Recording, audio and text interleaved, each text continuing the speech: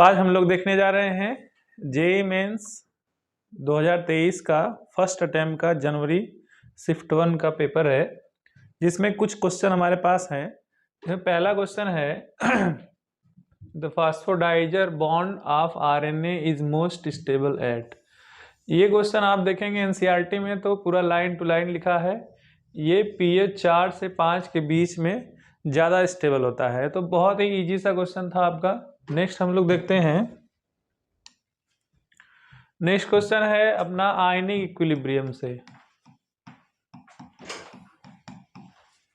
Ionic equilibrium का question है, जो कि बहुत ही आसान क्वेश्चन है। ये बेस पे है, based upon buffer solution. Buffer solution के ऊपर आधारित क्वेश्चन है ये। अब देखिए बहुत ही आसान सा क्वेश्चन है। यहाँ पे दिया है 25 ml buffer solution is prepared by mixing. ये आपका वीक एसिड एसिटिक एसिड है। इसका कंसंट्रेशन अपने को दिया है 0.1 मोलर और सोडियम एसीटेट साल्ट दिया है। अब आप समझ जाइए कि बफर सॉल्यूशन होता है, ये वीक एसिड है प्लस ये साल्ट है, salt of weak acid plus strong base. मतलब ये आपका एसिडिक बफर सॉल्यूशन है। अपने को इससे कोई मतलब है नहीं एसिडिक है कि बेसिक है, लेकिन अपने को क्या है कि इसको सॉल्व करना है। कंसंट्रेशन दिया है 0.01 molar if the pH of solution is 5। PH अपने को दिया है। जो चीजें गिवन होती हैं उसको पहले नोट डाउन कर लेते हैं। पीएच बराबर दिया है 5। फिर उसके बाद हम लोग कंसंट्रेशन दिया है, कंसंट्रेशन ऑफ एसिड। एसिड का कंसंट्रेशन जो कि एसिटिक एसिड है अपने को दिया है 0.1 मोलर और साल्ट का कंसंट्रेशन दिया है, concentration of salt sodium acetate, ये अपना साल्ट है, इसका कंसंट्रेशन दिया है 0.01 मोलर। तो हम लोग हेंडरसन इक्वेशन जानते हैं कि आयनिक इक्विलिब्रियम का ये बफर सॉल्यूशन का क्वेश्चन कैसे सॉल्व करते हैं। तो हमारे पास एक रिलेशन होता है जिसको हम लोग हेंडरसन इक्वेशन बोलते हैं। ये होता है pH equal to pKa plus log salt का कंसंट्रेशन अपॉन एसिड का कंसंट्रेशन। तो अपने को सारी वैल्यूज दी हैं, सिर्फ और सिर्फ pKa का वैल्यू निकालना है। तो हम बहुत ही आसानी से वैल्यू को रख के निकाल सकते हैं pKa। ध्यान से देखिए आप लोग, pH का वैल्यू दिया है 5, pKa तो निकालना ही है प्लस लॉग साल्ट का कंसंट्रेशन अपने को दिया है 0.01 मोलर और एसिड का कंसंट्रेशन 0.1, एक कटेगा 10 के पावर -1 आएगा। तो ये वैल्यू आएगा 5 equal to pKa plus log 10 to the power -1 log a के पावर b, मतलब b लॉग a हो जाएगा। ये हो जाएगा 5 इक्वल टू pKa -1 यहाँ से pKa का वैल्यू आएगा 5 + 1 दैट इज 6। ये आपका आंसर है। फिर बढ़ते हैं नेक्स्ट क्वेश्चन की तरफ। नेक्स्ट क्वेश्चन बहुत ही आसान सा दिया है अपने को, लेकिन जो पढ़ा रहेगा उसी के लिए आसान लगेगा। और ये क्वेश्चन ऐसा है कि जीओसी से रिलेटेड क्वेश्चन है, कार्बोकेटायन के ऊपर आधारित क्वेश्चन है। तो पूरा हम लोग देख लेते हैं बेसिक सा इसका क्या कॉन्सेप्ट है। तो देखिए पहले आपको दिया है एक 4 मेंबर्ड रिंग है, फिर ऐसे डबल बॉन्ड है, फिर ऐसे लगा है 2 मिथाइल ग्रुप। ध्यान से देखिए यहाँ पे रिएक्शन कराया है HBr से। HBr जब भी इस पे रिएक्ट करेगा तो यहाँ से रिएक्शन होगा। ये आपका जो डबल बॉन्ड है ये एक न्यूक्लियोफाइल की तरह काम करेगा। इसमें जो भी पाई बॉन्ड होगा वो पाई बॉन्ड न्यूक्लियोफाइल की तरह काम करेगा, इस पे अटैक करेगा। तो आपका यहाँ पे बन जाएगा कार्बोकेटायन। कार्बोकेटायन कुछ इस तरह से बनेगा, ऐसे प्लस चार्ज यहाँ पे आ जाएगा और यहाँ पे जुड़ जाएगा हाइड्रोजन। फिर इसमें क्या है कि आप ध्यान से देखिए, ये 4 मेंबर्ड रिंग है। 4 मेंबर्ड रिंग के बाहर वाले कार्बन पे प्लस चार्ज है, इसका मतलब यहाँ पे हो जाएगा रिंग एक्सपेंशन। Ring expansion. कभी भी कार्बोकेटायन बनेगा तो आप लोग एक बात का अवश्य ध्यान देंगे, कार्बोकेटायन की स्टेबिलिटी जरूर रीअरेंजमेंट में जाती है कि अगर कभी भी लेस स्टेबल कार्बोकेटायन बना है तो वो कोशिश करता है हमेशा मोर स्टेबल कार्बोकेटायन की तरफ बनने का। तो ये 3 मेंबर्ड रिंग वैसे तो स्टेबल है, लेकिन रिंग एक्सपेंशन हो जाने के बाद रिंग बढ़ जाएगा, ज्यादा स्टेबल हो जाएगा। रिंग एक्सपेंशन कैसे होता है ये आप भी ध्यान से देखिएगा। जिसपे प्लस चार्ज होता है उसको हम लोग 1 मान लेते हैं। एक तरीका भी है आसानी से इसको सीखने का, जिसपे चार्ज है उसको 1 मान लेंगे, आगे वाले कार्बन को 2 और फिर नेक्स्ट वाले कार्बन को 3। फिर होता क्या है कि 2 और 3 का कनेक्शन टूट जाता है और 1 और 3 का कनेक्शन जुड़ जाएगा। तो अभी ये जो 4 मेंबर्ड रिंग है, ऐसे ना समझ में आएगा बाद आप पूरा नंबरिंग कर दीजिए, 1 2 3, ये हो जाएगा 4, ये हो जाएगा 5। तो एक 5 मेंबर्ड रिंग बना के तैयार कर दीजिए। फिर आप कहीं पर भी प्लस चार्ज को दे दीजिए। जहां पे प्लस चार्ज को देंगे उसको याद रखना है, जहां पे प्लस चार्ज देंगे वो नंबरिंग 2 हो जाएगा।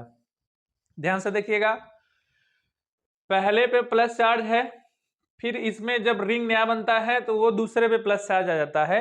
पहले और दूसरे का बॉन्ड है। अब देखो दूसरा वाला जो है वो पहले से जुड़ा है, पहला वाला डायरेक्टली किससे जुड़ गया है 3 से, 3 वाला किससे जुड़ा है 4 से, 4 वाला किससे 5 से, और 5 वाला किससे है 2 से। और इसके आगे देखिए कुछ और तो नहीं है, 1 जहां पे है, ये जहां पे 1 है, 1 से 2 मिथाइल ग्रुप जुड़े हैं, ऐसे ऐसे 2 मिथाइल ग्रुप। अब यहाँ पे क्या होगा, यहाँ पे होगा मिथाइल शिफ्टिंग, यहाँ पे होगा मिथाइल शिफ्टिंग। ये 1,2, ये 1,2 मिथाइल शिफ्टिंग, ये आपका मिथाइल शिफ्टिंग होगा। तो यहां से कुछ इस तरह से ये बॉन्ड यहां चला जाएगा और यहां पे आ जाएगा प्लस चार्ज। ये प्लस चार्ज आपका बहुत ज्यादा स्टेबल है, एक तो 5 मेंबर रिंग पे हो गया और दूसरे 3 डिग्री कार्बोकेटायन हो गया। यहाँ पे Br- अटैक करेगा और बॉन्ड बना लेगा, तो यहां से आपका बॉन्ड बन जाएगा ऐसे, यहाँ पे जुड़ जाएगा Br, ये बॉन्ड है। अब इसमें देख लीजिए कौन सा ऑप्शन सही है, तो ये वाला ऑप्शन सही है। नेक्स्ट है अपना the correct stability order of the resonating structure. ये भी जीओसी के ऊपर आधारित है। अब कभी भी आपको रिजनेटिंग स्ट्रक्चर का स्टेबिलिटी दिखाना हो या देखना हो तो आपको सबसे पहले काउंट करना होता है number of double bond. Double bond देखिए जिसमें कि पाई बॉन्ड ज्यादा होंगे उस रिजनेटिंग स्ट्रक्चर की स्टेबिलिटी ज्यादा होगी।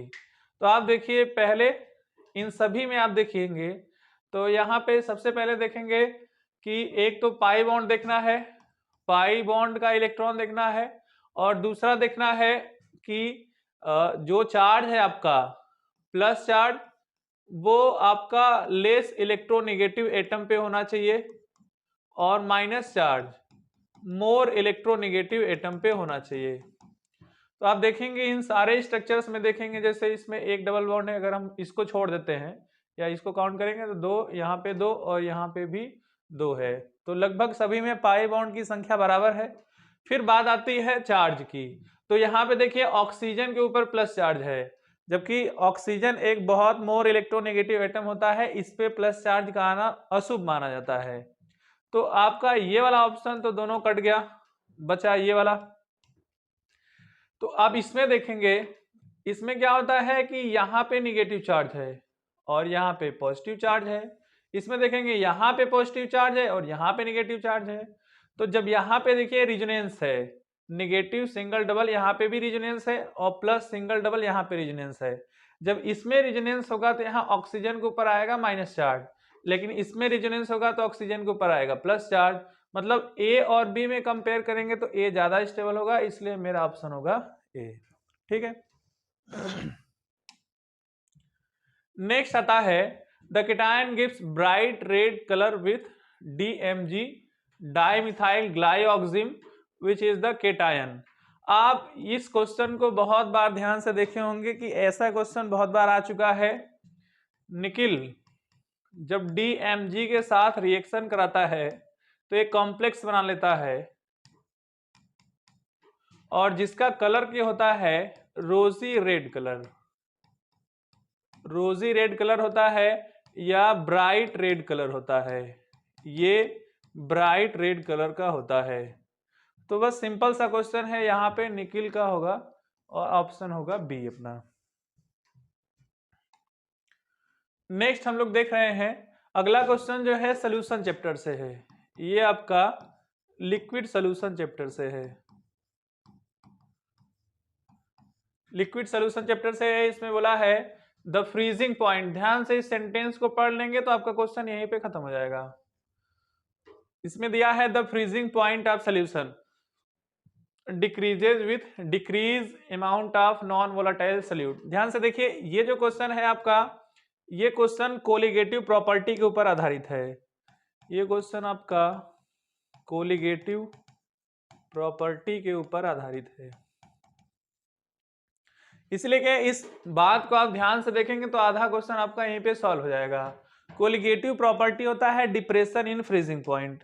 कोलिगेटिव प्रॉपर्टी होता है, 4 कोलिगेटिव प्रॉपर्टी होता है, जिसमें होता है depression in freezing point, depression in freezing point. जबकि यहां पे आप ध्यान से देखेंगे तो यहां पे सिंपली द फ्रीजिंग पॉइंट लिखा है। फ्रीजिंग पॉइंट किसी भी सॉल्वेंट के अगर बातें करेंगे तो किसी भी सॉल्वेंट का फ्रीजिंग पॉइंट वो तो फिक्स रहेगा, जैसे वाटर है, वाटर का बॉइलिंग पॉइंट फिक्स होगा। लेकिन जब ये सोल्यूशन में जाता है तो सोल्यूशन में जब हम लोग किसी भी नॉन वोलेटाइल सॉल्यूट, इसका मतलब जब भी कोई सॉलिड कंपोनेंट को हम लोग डालते हैं तो उसमें होता क्या है कि उसका फ्रीजिंग पॉइंट घट जाता है। लेकिन ये फ्रीजिंग पॉइंट कब घटा? जब हमने उसमें नॉन वोलेटाइल सॉल्यूट को ऐड किया। इसका मतलब ये थोड़ी ना है कि उसमें हमने नॉन वोलेटाइल सॉल्यूट को घटा दिया। यहाँ पे देखेंगे तो ये सेंटेंस में डिक्रीज हो रहा है, जबकि यहाँ पे क्या होना चाहिए, इंक्रीज, अगर सही होना होता तो। लेकिन ये क्या है, गलत। अगला है freezing point of the solution is less than that of solvent. सही बात है, तो ये आपका होगा ऑप्शन सी। ठीक।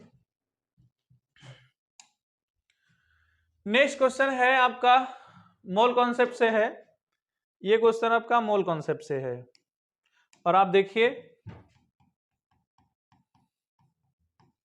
मोल कॉन्सेप्ट से है ये, और इसमें नॉर्मल मोलैरिटी का एक फार्मूला होता है, वो सिंपल सा फार्मूला लगाना है आपको। अब ध्यान से देखिए, इसमें क्या दिया है, 5 gram NaOH dissolve in water to get 450 450 100 ml solution.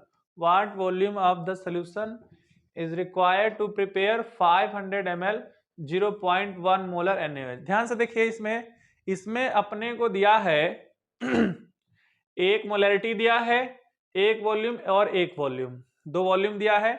और इसमें आपसे पूछा है कि what volume of the solution required, मतलब 2 मोलैरिटी दिया है, एक वॉल्यूम दिया है, और आपसे पूछ रहा है कि सेकेंड वॉल्यूम का वैल्यू क्या होगा। इस चीज को एकदम ध्यान से देखेंगे तो बड़े ही आसानी से आप लोग सीख जाएंगे। ये नॉर्मल सा फार्मूला M1 V1 बराबर M2 V2 लगाना है इसमें, जिसमें कि पहला मोलैरिटी आपको डायरेक्टली नहीं दिया है, इनडायरेक्टली दिया है, उसको हमको कैलकुलेट करना होगा। मोलैरिटी का सिंपल सा फार्मूला होता है, मोलैरिटी का सिंपल सा फार्मूला होता है, molarity is equal to, molarity बराबर होता है moles of solute, moles of solute divided by volume of solution in litre. लेकिन यहाँ पे लीटर में नहीं दिया है, अगर वो ml में देता है तो यहाँ पे हम लोग इन ml लिख के ऊपर जो है 1000 से मल्टीप्लाई कर देंगे, तो ये मेरा मोलैरिटी निकल जाएगा। आगे देखते हैं, जब हम लोग पहला मोलैरिटी निकालते हैं, मोलैरिटी 1, तो अपने को दिया है 5 ग्राम NaOH, तो मोल निकालने के लिए 5 ग्राम NaOH का वैल्यू मोल निकालेंगे, तो गिवन मास 5, मोलिकुलर मास है इसका 40, तो ये आपका आ गया मोल, ये मोल होगा, जिसको कि हम लोग N से डिनोट करते हैं। मोल आ गया, और आपको मोलैरिटी निकालना है तो आप यहाँ पे लिखेंगे 5/40 NaOH का मोलिकुलर मास, मतलब ये मोल आ गया, मोल बाई वॉल्यूम करेंगे। ये आपको दिया है 450, सॉरी ये आपको दिया है वैल्यू 450, और ml है, ml को लीटर में बदलने के लिए क्या करेंगे, नीचे 1000 से डिवाइड कर देंगे, और ऊपर वॉल्यूम आपको दिया है, यहाँ पे टोटली ये वैल्यू निकाल लेंगे। इसको यहीं पे निकाल लीजिए, कोई दिक्कत नहीं है, अलग से निकाल लीजिए मोलैरिटी। मोलैरिटी बराबर आ जाएगा आपका 1/8, यह आपका आ जाएगा 1/8 और divided by volume of solution in ml। ml में दिया है कितना 450 इंटू क्या करेंगे 1000, तो ये ऊपर चला जाएगा, ये आपका आ जाएगा 1/8 इंटू 450 इंटू 1000, ये 0 से 0 कट जाएगा 100 और यहाँ पे आ जाएगा आपका 100 इंटू 450 बराबर सॉरी ये आपको वॉल्यूम निकालना है, यहाँ पे आपका हो जाएगा V1 बराबर M2 दिया है अपने को 0.1 मोलर इंटू V2 दिया है आपको 500। बस इसको आप सॉल्व करेंगे, यहाँ 2 0 से 2 0 खत्म हो जाएगा। V1 इज इक्वल टू आएगा आपका, ये आपका आ जाएगा 8 इंटू 45 इंटू 0.1, इसको सॉल्व कर लेंगे आपका वैल्यू आ जाएगा। ठीक है, चलिए नेक्स्ट क्वेश्चन देखते हैं। आपको आगे क्वेश्चन दिया है magnetic moment of metal ion is 3.87 bm। अब इस क्वेश्चन को सॉल्व करने का मेरे पास बहुत ही एक सटीक सा ट्रिक है और आगे दिया है आइडेंटिफाई द मेटल आयन। देखिए कैसे इसको सॉल्व करते हैं। इसको सॉल्व करते हैं हम लोग, अगर कभी भी आपको किसी भी मेटल का मैग्नेटिक मोमेंट दे रहा है तो उसका मैग्नेटिक मोमेंट म्यू बराबर होता है रूट में n+2, ये वैल्यू होता है Bm बोर मैग्नेटॉन।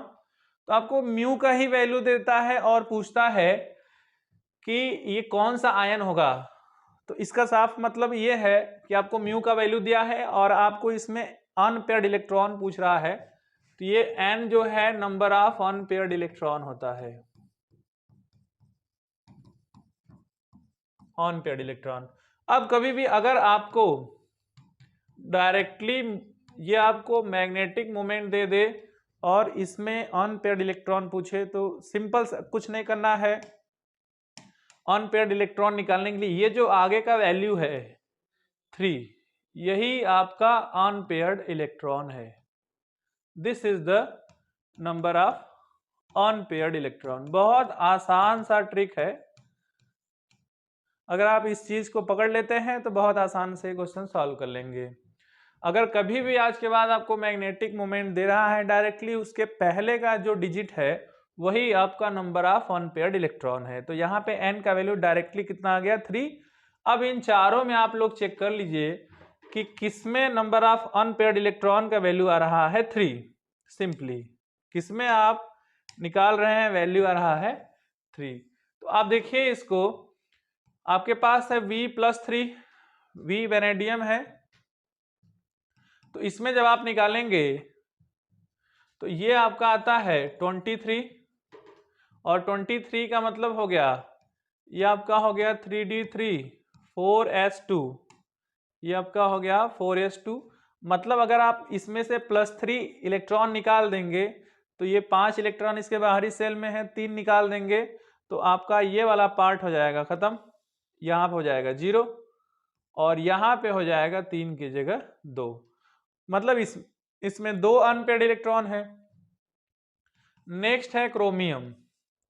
क्रोमियम का एटॉमिक नंबर है 24 और इस पे जो है इसका इलेक्ट्रॉनिक कॉन्फ़िगरेशन होता है 3d5 और ये 4s1, इसके पहले आर्गन लगा होता है 3d5 4s1।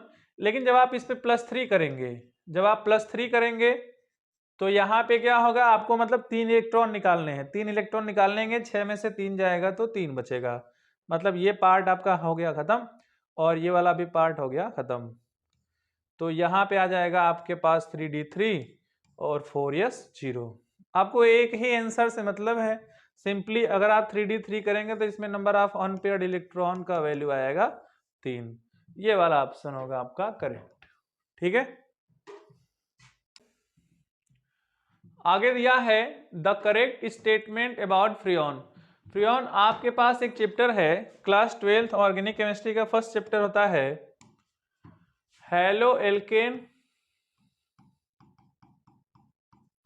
And hello arenes, halo alkane and hello arenes. तो उसमें लास्ट में आप देखेंगे एनसीईआरटी में फ्रियोन के बारे में दिया है, तो बच्चा बच्चा जानता है फ्रियोन, उसकी प्रॉपर्टी क्या है, ये सिंपली होता है क्लोरोफ्लोरोकार्बन। ठीक है, ऑप्शन बी है आपका। नेक्स्ट फिर इसमें आपका आ गया मैच द कॉलम में, तो सिंपल सा है, यहाँ पे एल्यूमिनियम का इलेक्ट्रोलिसिस होता है, तो इलेक्ट्रोलिसिस करा दीजिए एल्यूमिनियम का। आयरन, आयरन होता है ब्लास्ट फर्नेस में। और सिलिकॉन, अगर आपको जैसे बहुत ज्यादा दिमाग काम नहीं कर रहा है तो एक दो पॉइंट मैच द कॉलम में आपको जरूर आना चाहिए, कुछ तो बेसिक जरूर होगा, इसमें हिंट आपको मिल जाएगा। जैसे सिलिकॉन होता है, ये होता है प्रोसेस जोन रिफाइनिंग, और जोन रिफाइनिंग मेनली यूज होता है फॉर सेमीकंडक्टर मटेरियल। किसके लिए यूज होता है? For semiconductor material. जैसे सिलिकॉन हो गया, जर्मेनियम हो गया, इन सब के लिए जोन रिफाइनिंग मेथड यूज होता है। तो सिलिकॉन आपके पास आ गया, एल्यूमिनियम ये आपका मिल गया, ए एल्यूमिनियम इलेक्ट्रोलाइसिस यहाँ पे मिल रहा है, उसके अलावा तो कहीं दिख भी नहीं रहा है, इसलिए सिंपल सा ये आपका हो गया ऑप्शन ए। नेक्स्ट हम लोग देखते हैं तो percentage nitrogen in uracil. Uracil molecule होता है, ये भी एक मोल कॉन्सेप्ट का क्वेश्चन है, आप ध्यान से देखिए, ये क्वेश्चन है मोल कॉन्सेप्ट का, मोल कॉन्सेप्ट का क्वेश्चन है। यूरेसिल होता है ऐसे,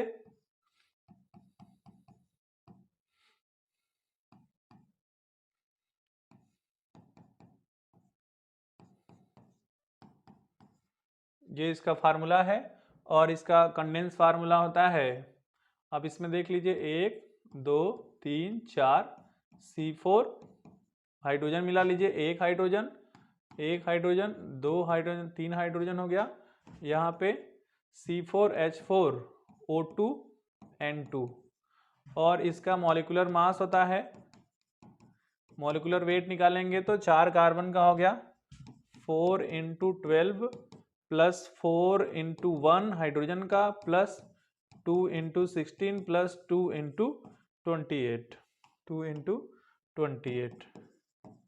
तो आप इसको सॉल्व करिए पूरा, तो मॉलिक्यूलर वेट आपका आएगा, ये आ जाएगा 48 प्लस 4 प्लस 32 प्लस 56, मतलब ये आपका आ गया टोटल 48 32 आपका आ गया 50 30 80 80 8 5 13, आपका आ जाएगा, अच्छा सॉरी यहाँ पे गलती हो गया, ये आपका आएगा 14, 2 नाइट्रोजन है तो एक नाइट्रोजन का सॉरी 14 28, तो ये आपका हो जाएगा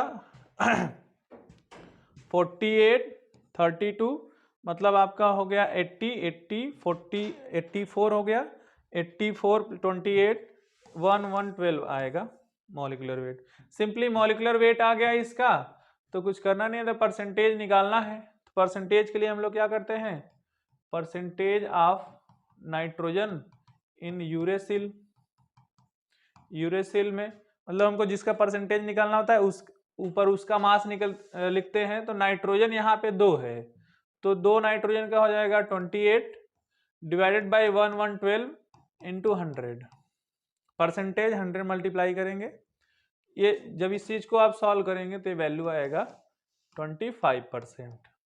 ठीक है, नेक्स्ट क्वेश्चन हम लोग देखते हैं। नेक्स्ट क्वेश्चन है आपके पास, consider the following reaction given below. ये आपका एनसीईआरटी का है और ये आपका एस ब्लॉक एलिमेंट का क्वेश्चन है, s block element, s block element का क्वेश्चन है। बेरिलियम ऑक्साइड का रिएक्शन जब हम लोग हाइड्रोजन फ्लोराइड से कराते हैं in presence of ammonia gas, ammonia gas के प्रेजेंस में जब हम लोग बेरियम ऑक्साइड का रिएक्शन कराते हैं हाइड्रोजन फ्लोराइड से, तो अपने पास एक कॉम्प्लेक्स बनता है BeF4 2 माइनस आयन, और यहाँ पे आपको एक ही तो मिल रहा है BeF4, और इसको बैलेंस करने के लिए 2 अमोनियम का आवश्यकता होता है NH4 ट्वाइस, इसका मतलब आपका ऑप्शन ये बी है। ये भी एनसीईआरटी का लाइन से क्वेश्चन है, अगर आप ध्यान से एनसीईआरटी पढ़ेंगे तो उसमें देखेंगे इसका भी आपको मिलेगा। नेक्स्ट क्वेश्चन है, ये क्वेश्चन आपका है ऑर्गेनिक केमिस्ट्री से। आपको ए को आइडेंटिफाई करना है, जिसमें आपको प्रोडक्ट तो पहले दे दिया है, ए के बारे में पूछ रहा है। मतलब ये है कि आपको जो है उल्टा चलना होगा। मतलब अब पहले हमको रिएक्टेंट से प्रोडक्ट निकालना था, अभी अपने पास क्या है, प्रोडक्ट ही दे दिया है और रिएक्टेंट को आइडेंटिफाई करना है कि रिएक्टेंट क्या होगा यहाँ पे। तो रिएक्टेंट आप ध्यान से देखिए, यहाँ पे एक OH ग्रुप है, ये वाला पार्ट आपका ईस्टर लग रहा है, RCOO, ये वाला जो पार्ट है आपका ईस्टर है। तो ईस्टर है। अब आप ध्यान से देखिए, यहाँ पे लास्ट में जो है हाइड्रोलिसिस कराया गया है हीट। मतलब जब आप ईस्टर है, इसका पीछे हम लोग चलते हैं, इसको रिवर्स करते हैं, तो जब आप इसका हाइड्रोलिसिस कराएंगे तो यहाँ से ये OH इस पे जुड़ जाएगा और H इस पे जुड़ जाएगा। जब भी आप ईस्टर का हाइड्रोलिसिस कराते हैं, जैसे ईस्टर बनता है आपका एल्कोहल और एसिड के कॉम्बिनेशन से, मतलब जब आप उसको हीट करते हैं एल्कोहल और एसिड को, तो उसमें ईस्टर का फॉर्मेशन होता है और वाटर का लॉस होता है। फिर आप वाटर का हाइड्रोलिसिस कराएंगे ईस्टर के साथ, तो आपका रिवर्स रिएक्शन मिलेगा, मतलब एसिड मिलेगा और एल्कोहल मिलेगा। अब एक ही कार्बन पे 2 OH ग्रुप हो जाएंगे, इसका मतलब है कि ये डाइऑल की तरह जाएगा। और डाइऑल यहाँ पे ये एक ही कार्बन पे 2 OH ग्रुप अनस्टेबल होते हैं और ये कीटोन का फॉर्मेशन कर लेते हैं। तो यहाँ पे आपका बन जाएगा ये कीटोन इस तरह से। और आप देखिए कि यहाँ पे 2 OH भी है और ये आपका पार्ट है एसिड का। और एसिड तभी आता है जब भी हम लोग यहाँ पे इसके बाद वाले रिएक्शन देखिए, यहाँ पे लिया गया है KCl, मतलब जब हम लोग साइनाइड का हाइड्रोलिसिस कराते हैं H2O के प्रेजेंस में, तो ये कन्वर्ट हो जाता है C+O OH के फॉर्म में। और ये जो CN है, CN मतलब किसी एक स्ट्रॉन्ग न्यूक्लियोफाइल की तरह काम करेगा और न्यूक्लियोफाइल यहाँ पे एसएन रिएक्शन को शो करेगा। अब एसएन रिएक्शन शो करने के लिए हमारे पास एक बेटर लिविंग ग्रुप भी होना चाहिए। जब आप देखेंगे OH कोई अच्छा लिविंग ग्रुप है नहीं, ये देखेंगे ये भी एक अच्छा लिविंग ग्रुप है नहीं, फिर ये दोनों तो खत्म हो गए, ऐसे ही बचा आपका यहाँ पे ब्रोमीन और यहाँ पे। लेकिन इसमें मिलाएंगे तो यहाँ पे आपको 2 मिथाइल भी है, जबकि इसमें क्या है, 1 मिथाइल। इस प्रकार से आपका ऑप्शन हो गया 1। नेक्स्ट हम लोग देख रहे हैं, if the primary valency of central metal ion in the complex, ये आपके पास कॉम्प्लेक्स है, मैं इधर लिख देता हूं कॉम्प्लेक्स क्या है। आपके पास कॉम्प्लेक्स है CONH3 5Cl Cl2। आप एक चीज ध्यान से देखेंगे, ये कोऑर्डिनेशन कंपाउंड चैप्टर से है, ये कोऑर्डिनेशन कंपाउंड चैप्टर से है और ये बहुत ही सिंपल सा क्वेश्चन है, जो बच्चा बेसिक भी पढ़ा होगा उसको बहुत आसानी से आ जाएगा। यहाँ पे बोला है कि सेकेंडरी वैलेंसी Y है और यहाँ से N+Y का वैल्यू निकालना है। Primary valency, if the primary valency CM में इन द कॉम्प्लेक्स इतना इज N, मतलब यहाँ पे जो आपको प्राइमरी वैलेंसी बोला है, प्राइमरी वैलेंसी उसका वैल्यू N है और सेकेंडरी वैलेंसी का वैल्यू है Y और आपको निकालना है N+Y का वैल्यू निकालना है। अब आप ध्यान से देखिए, ऐसा कंपाउंड है, कोबाल्ट जनरली अपने कोऑर्डिनेशन नंबर 6 में ज्यादा स्टेबल होता है, तो 5 तो अमोनिया से मिल गए, 1 क्लोरीन से मिल गया। लेकिन आप एक चीज को ध्यान से देखें, ये जो ब्रैकेट वाला क्लोरीन है, ये ब्रैकेट वाला क्लोरीन सेकेंडरी वैलेंसी का भी काम कर रहा है। ये ब्रैकेट वाला जो क्लोरीन है सेकेंडरी वैलेंसी का भी काम कर रहा है और प्राइमरी वैलेंसी का भी काम कर रहा है, दोनों का काम कर रहा है, सेकेंडरी वैलेंसी और प्राइमरी वैलेंसी। इसका मतलब इसको आप दोनों में काउंट करेंगे। जैसे अगर यहाँ पे प्राइमरी वैलेंसी N है, प्राइमरी वैलेंसी N है, तो जब आप N का वैल्यू लिखेंगे तो आपके पास प्राइमरी वैलेंसी हो जाएगा प्राइमरी वैलेंसी हो जाएगा 5 अमोनिया का और एक क्लोरीन का, हो जाएगा 6। n का वैल्यू हो गया 6। एंड दूसरा जो है सेकेंडरी वैलेंसी, सेकेंडरी वैलेंसी जो है, सेकेंडरी वैलेंसी 2 जो बाहर दिख रहा है, सेकेंडरी वैलेंसी आयनाइजेबल वैलेंसी होती है जो ब्रैकेट के बाहर होती है, 2 ये दिख रहा है प्लस ये जो इसमें काउंट करेंगे प्राइमरी वैलेंसी में 2 + 1 दैट इज 3। टोटल जब n + y का वैल्यू निकालेंगे 6 + 3 आपका आ जाएगा 9। ये आपका इंटीजर टाइप का क्वेश्चन था। नेक्स्ट क्वेश्चन हम लोग देखते हैं। नेक्स्ट क्वेश्चन ऐसा क्वेश्चन है कि अगर आप, मेरा एक छोटा सा वीडियो है यूट्यूब पे, अगर आप उसको सर्च करेंगे तो आपको जरूर मिलेगा शॉर्ट ट्रिक टू कैलकुलेट। कभी भी ये नॉन स्टाइकियोमेट्रिक कंपाउंड है, सॉलिड स्टेट में आपको ये क्वेश्चन मिलेगा। ये आपका नॉन स्टाइकियोमेट्रिक कंपाउंड है,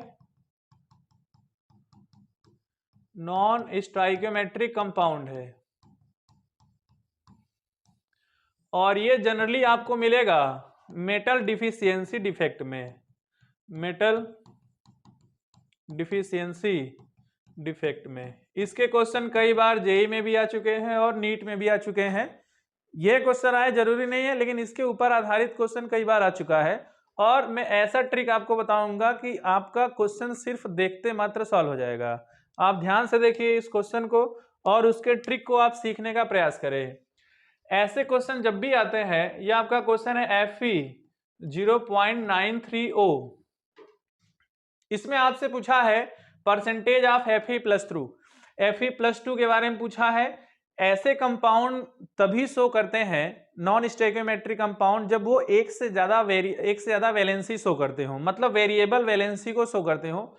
सभी को पता है आयरन +2 और आयरन +3 दोनों के फॉर्म में पाया जाता है। यहां पे आपके पास आयरन +2 का परसेंटेज पूछा है, आयरन +3 नहीं पूछा है, और इसमें दोनों का मात्रा प्रेजेंट होगा। ध्यान से देखिए, ऐसे क्वेश्चन को सॉल्व करने के लिए बहुत ही बेसिक सा ट्रिक अपनाना है। आपको कुछ नहीं करना है। ये जो वैल्यू दिया है 0.93, पहले आप इसको मान लीजिए 93, ठीक है, एक पार्ट हो गया खत्म। इसमें आप देखिए ये 100 में से कितने की कमी रखता है, 100 में से कितने की कमी रखता है, तो ये 7 की कमी रखता है। ठीक है, आपको कुछ नहीं करना है। ये जो छोटा सा वैल्यू आया है 7, इसका आप ट्वाइस कर दीजिए, दुगना करेंगे तो ये 14 आएगा। ये जो 14 है या उसके आसपास का जो परसेंटेज होगा 14 या लगभग जो भी परसेंटेज होगा 15, जैसे इसके इर्द गिर्द का, ये एक ट्रिक है, ध्यान दीजिए। और इसके अगल बगल का जो भी परसेंटेज होगा, जैसे इसमें कोई 14% नहीं दिया है, कोई दिक्कत नहीं है। ये जो परसेंटेज होगा आपका, ये आपका लोअर वैल्यू मतलब हायर ऑक्सीडेशन स्टेट का होगा। ये जो वैल्यू है Fe+3 का होगा। उसके अलावा 15% तो ये कवर कर लिया। अगर 100% में से 15% ये कवर कर लिया तो Fe+2 वो कितना होगा 85%। तो बिना सॉल्व किए आप ऐसे क्वेश्चन को सॉल्व कर सकते हैं। अगर Fe+2 पूछा है तो ये है, अगर Fe+3 पूछता तो ये हो जाता। ऐसे ट्रिक वाले क्वेश्चन बहुत ही आसानी से आप सॉल्व कर सकते हैं। नेक्स्ट ये कंपाउंड है, आपको दिया है noradrenaline is one of the neurotransmitters. आप ध्यान से देखिए, इसमें न्यूरोट्रांसमीटर वर्ड का यूज किया गया है और आगे लिखा है, एक से स्टेटमेंट हो गया। सेकेंड स्टेटमेंट दिया है डिफिशियंसी ऑफ नोराड्रेनालिन कॉज डिप्रेशन। पहली बात मैं आपको बता दूं, ये सब्सटेंस है क्या, इस चीज की बदौलत आपको हेडेक हो सकता है, ब्रेन की बीमारी हो सकती है। तो ये दोनों बातें सही हैं कि ये तो एक न्यूरोट्रांसमीटर है जो कि मस्तिष्क संचार का काम करता है, और दूसरा इसकी कमी से आपके पास हेडेक हो सकता है, डिप्रेशन हो सकता है। मतलब आपका जो स्टेटमेंट होगा वो 1 होगा। Statement 1 and 2 both are correct. ठीक है, नेक्स्ट क्वेश्चन देखेंगे, ये भी एक कॉन्सेप्चुअल क्वेश्चन है और ट्रिक पे बिना पेन चलाए आप ऐसे क्वेश्चन को सॉल्व कर सकते हैं। कैसे सॉल्व करेंगे बस एक बार ध्यान से देखिए। अगर आप सिंपल सा ऑक्सीडाइजिंग और रिड्यूसिंग एजेंट पढ़े होंगे तब ये क्वेश्चन बड़े ही आसानी से बिना पेन चलाए सॉल्व कर सकते हैं। Which of the following oxo acid can reduce AgNO3। अब आप ध्यान से देखिए, AgNO3 एक सब्सटेंस है जिसमें सिल्वर अपने प्लस ऑक्सीडेशन स्टेट में है, टूटेगा तो सिल्वर पे प्लस आएगा, नाइट्रेट पे माइनस आएगा। आगे लिखा है जब ये रिड्यूस होगा, रिड्यूस लिखा है, जब ये रिड्यूस होगा तो Ag में चला जाएगा, ठीक है। ये रिड्यूस होगा मतलब सामने ये जो भी सब्सटेंस है, ये सब्सटेंस के माध्यम से AgNO3 रिड्यूस होगा। ये आप ध्यान से देखिए, आपको काम क्या करना है, यहाँ पे सिंपली अगर इसका रिडक्शन हो रहा है, इस सब्सटेंस का क्या हो रहा है, रिडक्शन, तो ये वाला सब्सटेंस आपका काम करेगा ऑक्सीडाइजिंग एजेंट की तरह। कैसा काम करेगा, ऑक्सीडाइजिंग एजेंट की तरह। दूसरा, अगर ये ऑक्सीडाइजिंग एजेंट हो गया तो इन चारों को हमको चेक करना है रिड्यूसिंग एजेंट। रिड्यूसिंग एजेंट क्या होता है, रिड्यूसिंग एजेंट क्या होता है, सब्सटेंस, ऐसा सब्सटेंस जिसका ऑक्सीडेशन हो रहा हो, जिसका क्या हो रहा हो, ऑक्सीडेशन, ऐसा सब्सटेंस जिसका ऑक्सीडेशन हो रहा हो, ऐसा सब्सटेंस जिसका क्या हो रहा हो, ऑक्सीडेशन। तो आप चेक करिए कि इस सभी जितने भी ऑक्सो एसिड दिए उसमें फास्फोरस का ऑक्सीडेशन स्टेट क्या है। जब आप फास्फोरस का ऑक्सीडेशन स्टेट निकालेंगे इस सभी में, तो इसमें निकालेंगे तो इसमें आएगा 3 2 जा 6, 1 गया तो 5, ये आएगा +5। यहाँ पे भी फास्फोरस का +5 है, यहाँ पे जब आप चेक करेंगे तो यहाँ पे आएगा +3, बाकी और किसी भी जगह पे आप चेक करेंगे तो फास्फोरस का आएगा +5। तो ये आप चेक कर लीजिए, +5 +5 +5। फास्फोरस का मैक्सिमम ऑक्सीडेशन स्टेट तो खुद ही +5 है, इससे ज्यादा तो इसका ऑक्सीडेशन संभव नहीं है। इसका मतलब अब इसका रिडक्शन हो सकता है, ऑक्सीडेशन पॉसिबल नहीं है। इसका मतलब जो आपका ऑप्शन होगा वो ऑप्शन होगा सी, ठीक है। नेक्स्ट क्वेश्चन की तरफ हम लोग देखते हैं।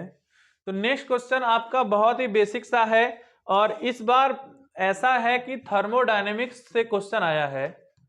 ये आपका थर्मोडायनेमिक्स से क्वेश्चन आया है और ऐसा क्वेश्चन आया है कि आपको बिना सॉल्व किए आपका कॉन्सेप्ट क्लियर हो जाएगा, बिना सॉल्व किए ही आपका कॉन्सेप्ट क्लियर हो जाएगा।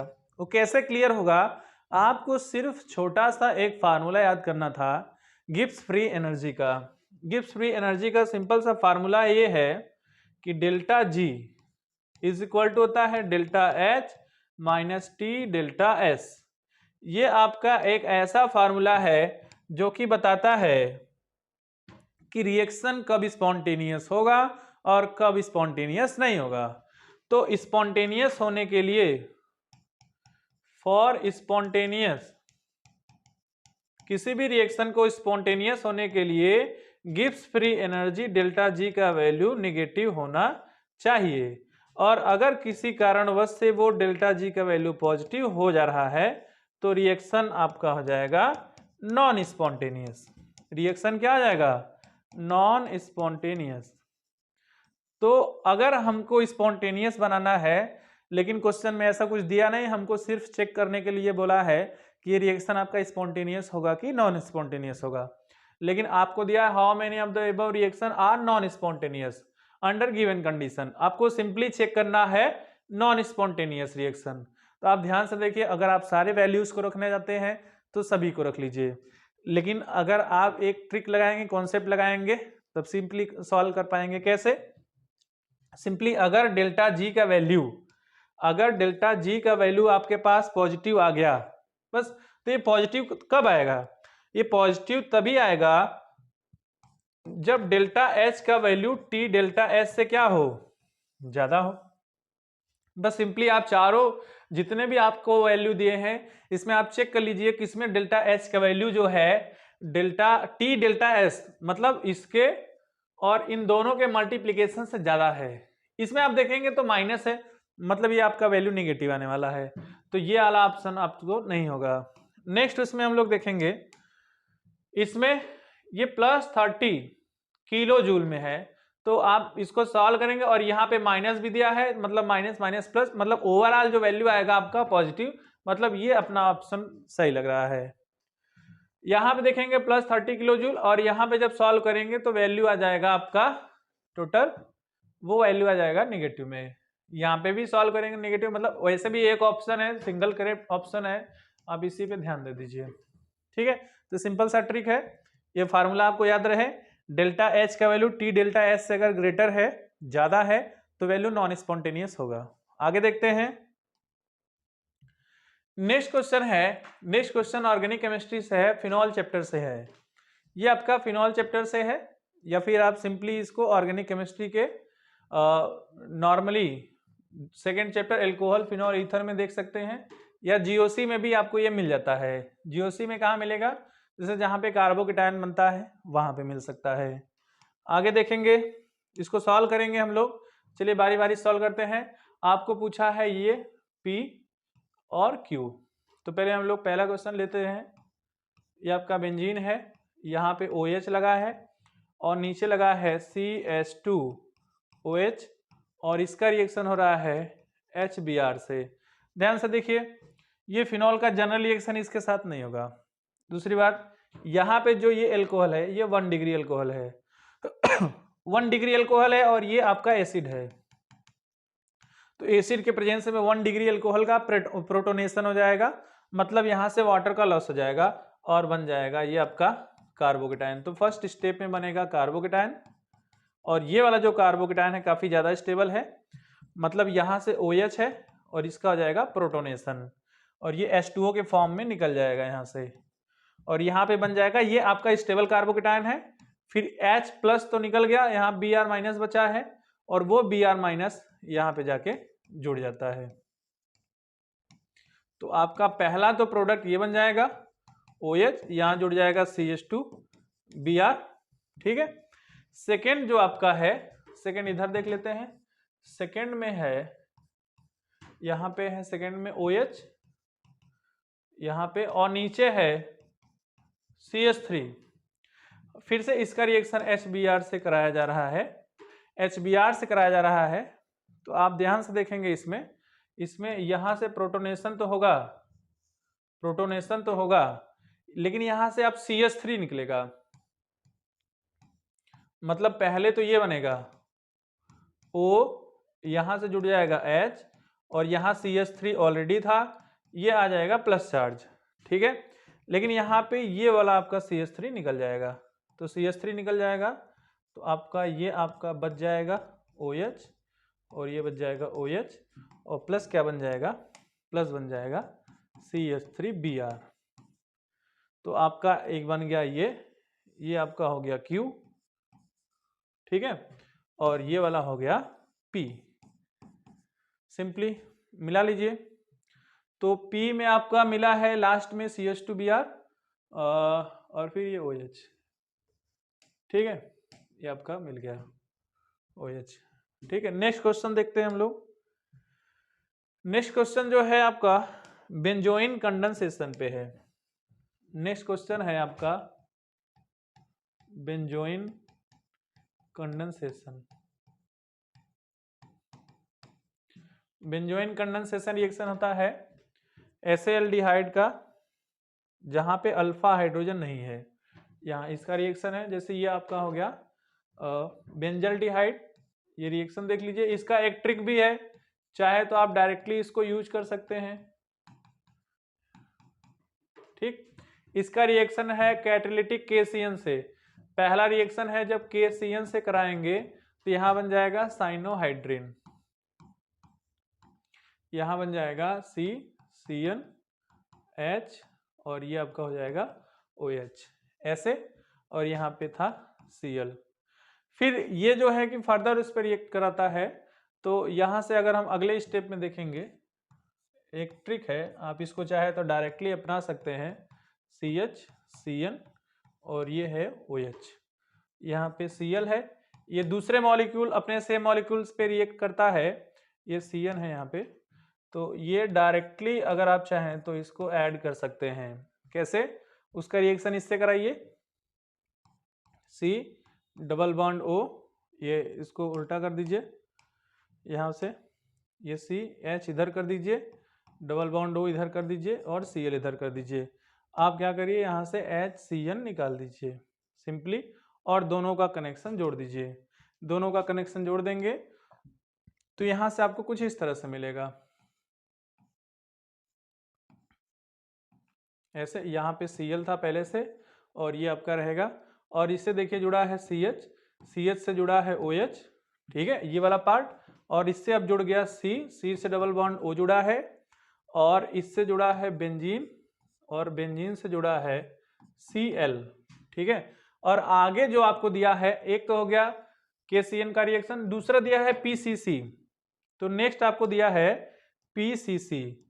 PCC के साथ इसका रिएक्शन करा दीजिए। PCC का काम होता है, ये एक माइल्ड ऑक्सीडाइजिंग एजेंट होता है, पिरिडीनियम क्लोरोक्रोमेट।